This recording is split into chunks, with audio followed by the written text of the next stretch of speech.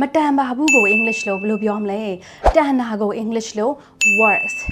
worth လို့ခေါ်ပါတယ်ဒါဆိုရင်တခုခုလေမတန်ပါဘူးအဲ့လိုလုပ်ရတာသူ့ကိုပြန်ရှင်းပြနေရတာမတန်ပါဘူးဒါလည်းကျတို့နေ့စဉ်သုံးစကားပြောမှာဒါအရင်အသုံးများတယ်ပေါ့နော်ဆိုတော့မတန်ပါဘူးဆို it's not worth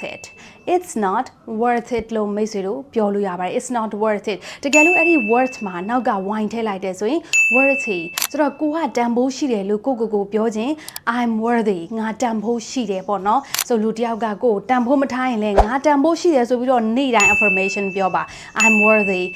worthy it's not worth it အဲ့ဒါကမတန်ပါဘူးဟုတ်ပြီလားမိတ်ဆွေတို့ဒီဗီဒီယိုလေးတွေကိုဆက်လက်လေ့လာခြင်းနဲ့ comment နဲ့မှာဆက်လက်လေ့လာခြင်းနဲ့ဆိုရင် comment မှာ yes လို့ရေးပေးပါ TikTok Facebook YouTube မှာ follow နဲ့ subscribe လုပ်ပြုံးတော့နွေရာသီတင်တန်း like ရှာနေတဲ့မိဖေတွေအတွက်နွေရာသီအတန်းကိုမကြခင်ဖွင့်မှာဖြစ်ပါတယ်ဒါကြောင့်မလို့ကြိုတင်ဆက်သွဲလိုက်ပါ thank you so much see you on my next video